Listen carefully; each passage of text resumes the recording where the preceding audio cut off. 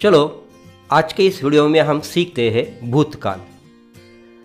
देखो बच्चों, भूतकाल, काल का मतलब समय और भूत का मतलब बीता हुआ, इसे अतीत भी कहते हैं।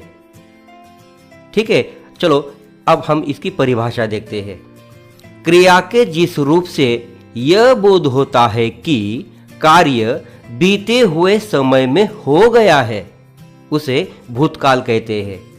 ठीक है, मतलब इससे ये मालूम पड़ता है कि क्रिया जो है ये भूतकाल में ही हो गई है। ठीक है, भूतकाल के 3 उपभेद है: सामान्य भूतकाल, अपूर्ण भूतकाल और पूर्ण भूतकाल।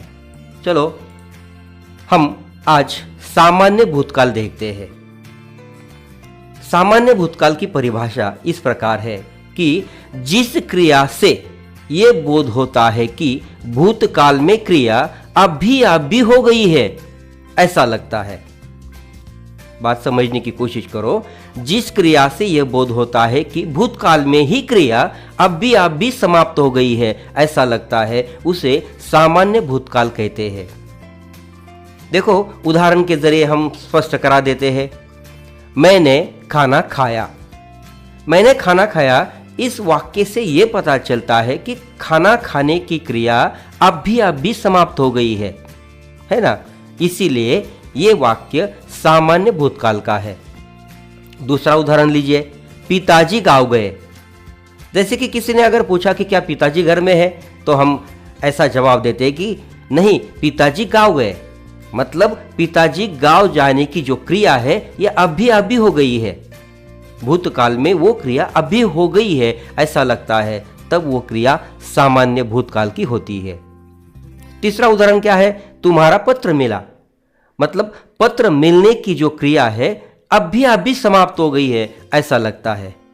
ठीक है, हम धर्मशाला पहुंचे। इस वाक्य से यह पता चलता है कि पहुंचने की क्रिया जो है ये भूतकाल में अभी हो गई है, ऐसा लगता है। ठीक है, इस प्रकार ऐसे वाक्यों को सामान्य भूतकाल कहते हैं। अब इसका फॉर्मूला किस प्रकार का है देखो। सामान्य भूतकाल इज इक्वल टू धातु प्लस या। ठीक है, देखो कि ये जो फॉर्मूला है, आ या के बाद में था, थी, थे नहीं है। मतलब सामान्य भूतकाल के वाक्य के अंत में था, थी, थे नहीं होते हैं। ठीक है, अब देखो कि मैंने खाना खाया, यह सामान्य भूतकाल का वाक्य है। खाया, खाने की क्रिया है, ऐसा लगता है कि मैंने खाना खाया, मतलब खाने की क्रिया अभी समाप्त हो गई है। ठीक है, खाया, या जो है ये प्रत्यय है और खा ये जो है ये धातु है। इस धातु को या जोड़ दिया है, इसलिए खाया ये बना है। ये है सामान्य भूतकाल की क्रिया। अब देखो कि मां खाना पकाती है। ये वाक्य जो है ये वाक्य सामान्य वर्तमान काल का है। अब इसे हम इस फॉर्मूला के जरिए सामान्य भूतकाल बनाते हैं। चलो कैसे होता है ये देखते हैं। मां ने खाना पकाया, इस प्रकार का सामान्य भूतकाल हो जाता है। कैसे ये देखते हैं।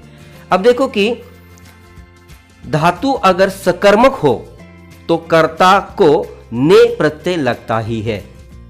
बात समझने की कोशिश करो। धातु अगर सकर्मक है, मतलब पकाती, तो पकाती ये जो शब्द है ये ती बाजू हटाने के बाद जो पका ये शब्द रहता है ये है धातु, और ये धातु सकर्मक होने के कारण यहाँ कर्ता जो माँ है इसको ने प्रत्यय लग गया।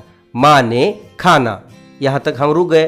अब पकाती जो क्रिया है इसमें से ती बाजू हटाने के बाद पका ये जो धातु रहता है इसको हमने या जोड़ दिया, इसलिए पकाया ये क्रिया बन गई और ये वाक्य बन गया माँ ने खाना पकाया, सामान्य भूतकाल का। ठीक है, दूसरा उदाहरण, सविता हिंदी कविता लिखती है। अब देखो कि यहां भी लिखती ये जो क्रिया है, जो धातु है, ये सकर्मक होने के कारण सविता ने ऐसा ने प्रत्यय लग गया। सविता ने हिंदी कविता लिखी। तो बच्चों लिंग के अनुसार, लिंग के परिवर्तन के अनुसार इसमें ये हो जाता है। जैसे कि क्रिया स्त्रीलिंगी होती है तो यहाँ ई आ जाएगा, यहाँ बहुवचन में क्रिया अगर होती है तो ये आ जाएगा। ये बात ध्यान में रखो। इसलिए सविता ने हिंदी कविता लिखी। लिखती ये जो शब्द है, यहाँ ती बाजू हटाने के बाद लिख ये जो रहा है यह है धातु और इसे जोड़ दिया है ई, मतलब लिखी, ऐसा हुआ है। ठीक है, मतलब सविता ने हिंदी कविता लिखी, ये सामान्य भूतकाल का वाक्य बन गया। यहाँ गौर से बात ये ध्यान में रखनी है कि सामान्य भूतकाल के वाक्य के अंत में था, थी, थे नहीं आता है। ठीक है, धन्यवाद।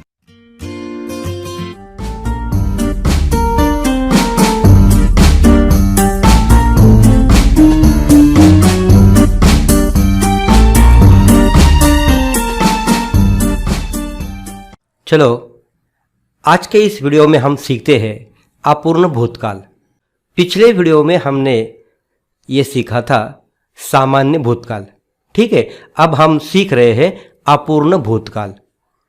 देखो, अपूर्ण भूतकाल की परिभाषा, क्रिया के जिस रूप से यह बोध होता है कि क्रिया बीते हुए समय में भी जारी है, अपूर्ण है, मतलब पूरी नहीं हुई है, उसे अपूर्ण भूतकाल कहते हैं। परिभाषा फिर से सुनिए। क्रिया के जिस रूप से यह बोध होता है कि क्रिया बीते हुए समय में भी जारी है, मतलब अपूर्ण है, मतलब पूरी नहीं हुई है, उसे अपूर्ण भूतकाल कहते हैं। ठीक है, अब हम उदाहरण के जरिए आपको समझा देते हैं। कहीं से खुशबू आ रही थी। थी का मतलब भूतकाल है और रही का मतलब अपूर्ण है, मतलब क्रिया जारी है। कब? भूतकाल में भी क्रिया जारी है। इस वाक्य का यह मतलब है कहीं से खुशबू आ रही थी, मतलब भूतकाल में भी वो क्रिया जारी है, पूरी नहीं हुई है। ठीक है, दूसरा उदाहरण देखिए। वह आगे बढ़ रहा था। उसके आगे बढ़ने की क्रिया भूतकाल में भी जारी है, बीते हुए में यह क्रिया जारी है। ठीक है, पेड़ पौधे पानी के लिए तरस रहे थे। भूतकाल में वो क्रिया अपूर्ण है, पूरी नहीं हुई है। देखो कि पेड़ पौधे पानी के लिए तरस रहे थे, रहना ये अपूर्ण क्रिया है भूतकाल में, इसलिए पेड़ पौधे पानी के लिए तरस रहे थे, ये वाक्य अपूर्ण भूतकाल का है। दूसरा उदाहरण देखिए। पिताजी खाना खा रहे थे। देखो कि जैसे कोई हमारे मित्र आते हैं और बोलते हैं कि जब तुम मेरे घर 10 साल पहले आए थे तो पिताजी खाना खा रहे थे, है ना, मतलब भूतकाल में भी वो क्रिया जारी थी, खाने की क्रिया जारी थी। ठीक है, अब हम आगे देखते हैं। अपूर्ण भूतकाल का फॉर्मूला इस प्रकार है। धातु प्लस रहा ऑब्लिक रही ऑब्लिक रहे प्लस था ऑब्लिक थी ऑब्लिक थे। मतलब क्या है कि धातु को क्या जोड़ना है? रहा रही रहे, इनमें से एक। अगर क्रिया पुल्लिंगी है तो रहा, अगर क्रिया स्त्रीलिंगी है तो रही, अगर क्रिया अनेक वचन में है तो रहे। ठीक है, उसी प्रकार था थी थे ये भी आता है। देखते हैं कि ये वाक्य जो है ये अपूर्ण भूतकाल का फॉर्मूला के जरिए इस प्रकार बना है। पिताजी खाना खा रहे थे। खाना ये जो क्रिया है उसमें से ना प्रत्यय बाजू हटाने के बाद खा जो रहता है ये होता है धातु। अब इसको क्या जोड़ा है? रहे। पिताजी खाना खा रहे थे, यहां रहे जोड़ दिया, और था थी थे इनमें से थे यहां जोड़ दिया, क्योंकि पिताजी जो है ये हम उन्हें आदर दे रहे हैं। पिताजी खाना खा रहे थे, इसलिए रहे थे यहां जोड़ दिया है। ठीक है, अब देखो कि गाड़ी आती है। ये जो उदाहरण है ये उदाहरण सामान्य वर्तमान काल का है। अब इसे हम अपूर्ण भूतकाल बना देते हैं इस फॉर्मूला के जरिए। ठीक है, देखते हैं कैसे होता है। गाड़ी यहां तक लिख देते हैं। गाड़ी आती ये जो शब्द है इसमें से ती बाजू हटा देते हैं, रह जाता है आ। ये आ जो है यह है धातु। अब इसे क्या जोड़ना है? रहा, रही, रहे, इनमें से एक। अब यहां जो क्रिया है यह स्त्रीलिंगी होने के कारण यहां ती है तो यहां ही कहते हैं, मतलब रही ये जोड़ देते हैं। और यहां भी वेलांटी है तो यहां भी वेलांटी देते हैं, मतलब गाड़ी आ रही थी। इस प्रकार हमने इस फॉर्मूला के जरिए ये वाक्य बना दिया। ठीक है, अब ये वाक्य भी इस प्रकार बनता है, देखते हैं। बंदर पेड़ पर चढ़ते हैं, यह भी वाक्य सामान्य वर्तमान काल का है। देखो बच्चों, ज्यादातर परीक्षा में सामान्य वर्तमान काल के उदाहरण दिए जाते हैं और हमें कहा होता है कि वाक्य दूसरे काल में बदलिए। ठीक है, ठीक उसी प्रकार हमने ये वाक्य लिया है, बंदर पेड़ पर चढ़ते हैं। ये वाक्य सामान्य वर्तमान काल का है और इसे हम फॉर्मूला के जरिए अपूर्ण भूतकाल बना देते हैं। चलो देखते हैं कैसे होता है। बंदर पेड़, यहां तक हमने लिख दिया। बंदर पेड़ पर चढ़ते हैं, चढ़ते ये जो वाक्य है ये क्रिया है। यहां ते जो है ये बाजू हटा देते हैं क्योंकि ये प्रत्यय है। प्रत्यय हटाने के बाद रह जाता है चढ़। ये जो चढ़ है ये है धातु। अब इसे हमें क्या जोड़ना है? रहा, रही, रहे, इनमें से एक। यहां मात्रा है इसलिए हम यहां मात्रा जो है मतलब रहे जो है ये लेते हैं, रहे। ठीक है, और यहां मात्रा है तो यहां भी मात्रा आ जाएगा, इसलिए हम ले लेते हैं थे। इस प्रकार ये वाक्य बन जाता है, बंदर पेड़ पर चढ़ रहे थे। ये वाक्य अपूर्ण भूतकाल का हो जाता है। ठीक है, धन्यवाद।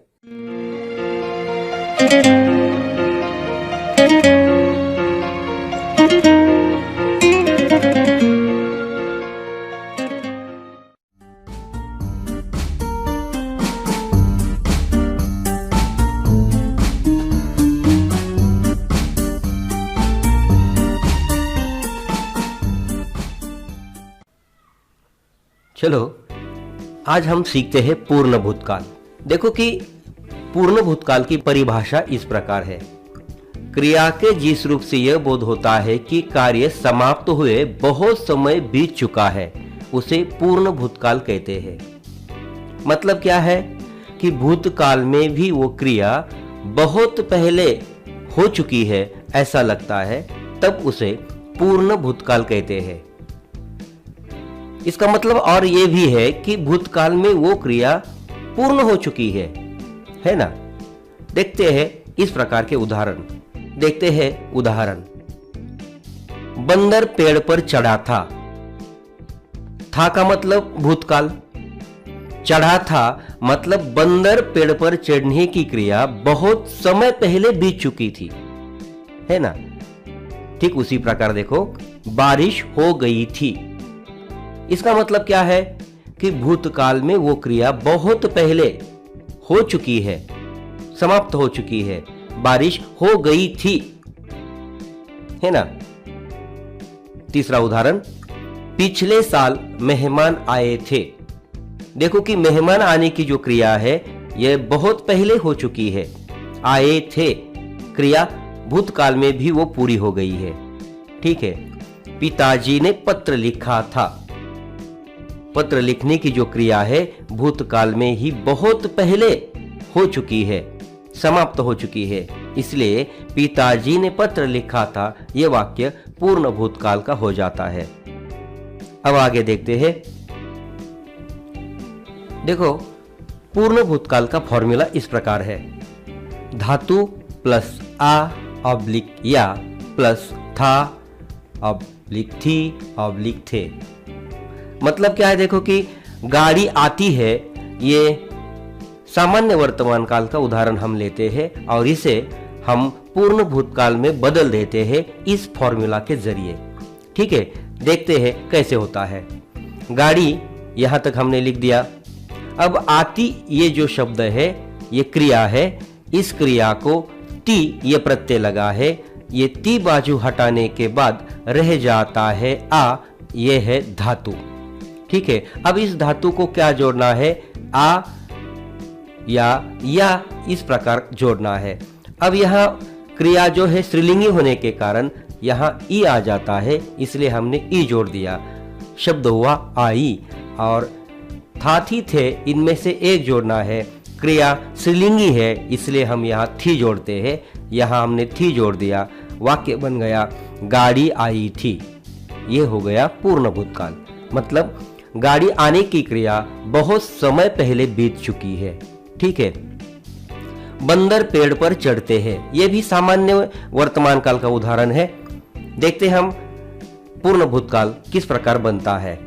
बंदर पेड़, यहां तक हमने लिख दिया, बंदर पेड़ पर चढ़ते ये क्रिया है, इस ते को बाजू हटाने के बाद रह जाता है चढ़, यह है धातु। अब इसे जोड़ना है आ या ये जोड़ना है, लेकिन यहां क्रिया अनेक वचन में होने के कारण यहां हमने ए जोड़ दिया, मतलब चढ़े ऐसा हुआ, और अनेक वचन में क्रिया होने के कारण थे ये हो जाता है, इसलिए चढ़े थे ये जोड़ देने के कारण वाक्य बन गया बंदर पेड़ पर चढ़े थे। ये पूर्ण भूतकाल का वाक्य बन जाता है। ठीक है, धन्यवाद।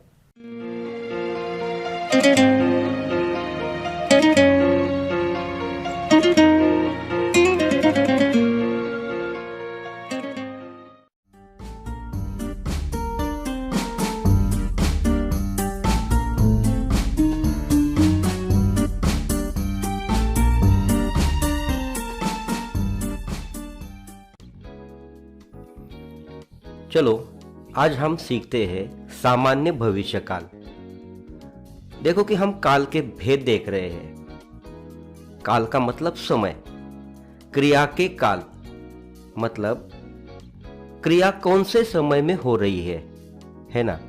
अब हम देख रहे हैं सामान्य भविष्य काल। सामान्य भविष्य काल की परिभाषा इस प्रकार है, क्रिया के जिस रूप से यह बोध होता है कि कार्य आने वाले समय में होगा, उसे सामान्य भविष्यकाल कहते हैं। मतलब क्या है कि जो भी कार्य है वो आने वाले समय में होने की संभावना है। ठीक है, उदाहरण के जरिए हम देखते हैं, सुरेश गाना गाएगा, मतलब यह है कि सुरेश गाना गाने की क्रिया भविष्य में करने वाला है। गाएगा, देखो कि भविष्य काल जब होता है तो क्रिया को गा ये प्रत्यय लगता है। ठीक है, अब दूसरा उदाहरण, बारिश होगी, मतलब बारिश होने की संभावना है। भविष्य में वो क्रिया होने वाली है, मतलब भविष्य में बारिश होने वाली है, मतलब आने वाले समय में बारिश होने वाली है। ठीक है, अब तीसरा उदाहरण यह है, हमारे घर मेहमान आएंगे। मेहमान आए हैं, नहीं आए हैं, मतलब क्या है, आने वाले हैं, ये भविष्य है, आने वाले समय में क्रिया होने की संभावना है। ठीक है, जैसे कि मां खाना पकाएगी, मतलब भविष्य में वो क्रिया होने वाली है, इसलिए मां खाना पकाएगी ये वाक्य सामान्य भविष्य काल का हो गया। ठीक है, अब हम आगे देखते हैं। सामान्य भविष्य काल का फॉर्मूला इस प्रकार है, धातु प्लस गा गी गे। देखो बच्चों, गा का मतलब जब क्रिया पुल्लिंगी है तब, गी का इस्तेमाल जब क्रिया स्त्रीलिंगी है तब, और गे का इस्तेमाल जब क्रिया अनेक वचन में है तब। मतलब सामान्य भविष्यकाल के वाक्य के अंत में गा गी या गे आता है। ठीक है, देखते हैं, मैं तुम्हारी रक्षा करता हूं, यह वाक्य सामान्य वर्तमान काल का है। अब इसे हम इस फॉर्मूला के जरिए सामान्य भविष्यकाल बना देते हैं। देखते हैं कैसे होता है। मैं तुम्हारी रक्षा, यहां तक हम ठहरे। अब देखो कि कर्ता ये जो शब्द है ये क्रिया है।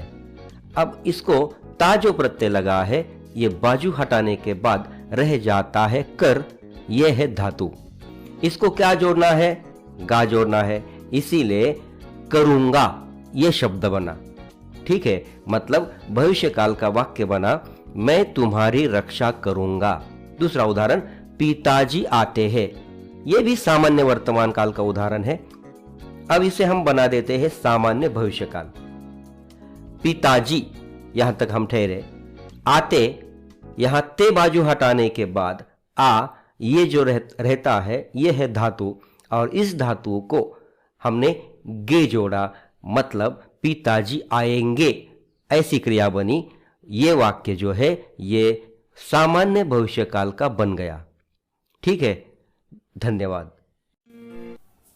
भविष्यकाल का अगला प्रकार है अपूर्ण भविष्यकाल। क्रिया के जिस रूप द्वारा कार्य का आने वाले समय में जारी रहने का बोध होता है उसे अपूर्ण भविष्यकाल कहते हैं।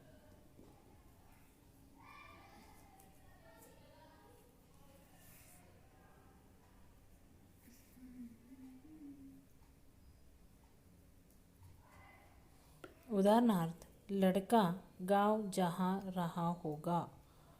दूसरा उदाहरण है, राजू मैदान में खेल रहा होगा। क्रिया के जिस रूप द्वारा कार्य का आने वाले समय में पूर्ण होने का बोध होता है उसे पूर्ण भविष्यकाल कहते हैं।